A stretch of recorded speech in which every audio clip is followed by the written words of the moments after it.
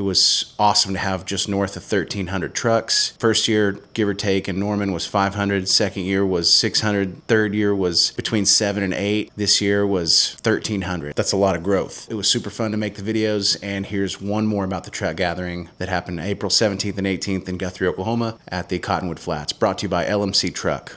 Leading up to it, it was expected to be somewhere between 800 and 1,000 trucks, and a lot of the marketing had 1,000 trucks to be expected. When we met and surpassed that point, it was very clear to us that this show is growing into something that we can all be super proud of, and we hear mostly good feedback. Now, we're going to go over some of the pros and cons, but I just wanted to state first and foremost what an awesome weekend it was, what an awesome show. Everyone here knows the wind was terrible Friday.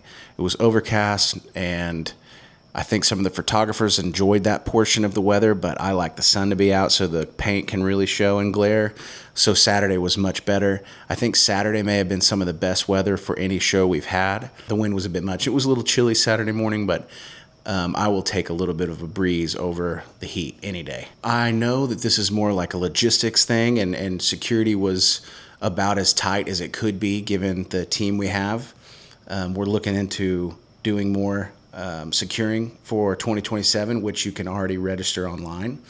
And thank you for following the Truck Gathering on Facebook and Instagram, as well as TikTok now. We noticed there were some more contemporary current vehicles rolling through the pits, taking joyrides. That is not allowed at the Truck Gathering. Once you're parked and you're cruising through your spot, we like everyone to stay maintained. And I know a lot of people were in and out, and that's fine, but you're going to lose that parking spot for your classic truck that you registered. That was one of the negatives. Noticed a lot of non-old trucks or old vehicles kind of cruising through for joyrides. They moved the barriers, so that was causing an issue. Next year, we're going to put dumpsters out there in the way so that no one can get past them. So it sucked. But thank you, everyone, for your patience. Elephant in the room, had no trash cans there. We had dumpsters at Cottonwood Flats, but we did not have trash cans or trash bins. Now, having said that, whenever everyone was gone, just had cleanup to do. The junior ROTC showed up. They were a huge help in cleaning up. From what I could tell, we left the Cottonwood Flats about as clean as we found it. And I just want to say that was awesome. And that just kind of speaks to the caliber of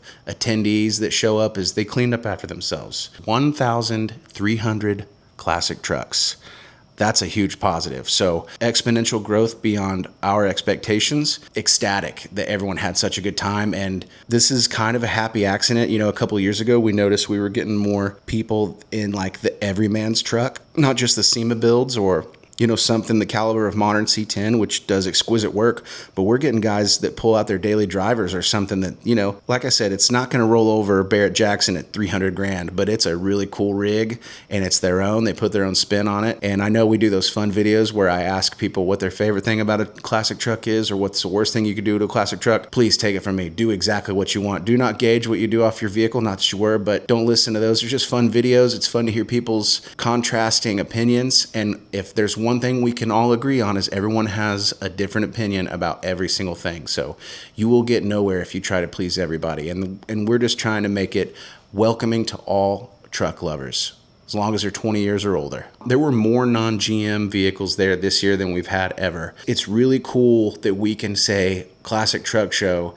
and people are starting to get the idea that we don't just cater to GM. That's what makes this show great. It's the everyman's truck show. Of course, you're going to see chrome.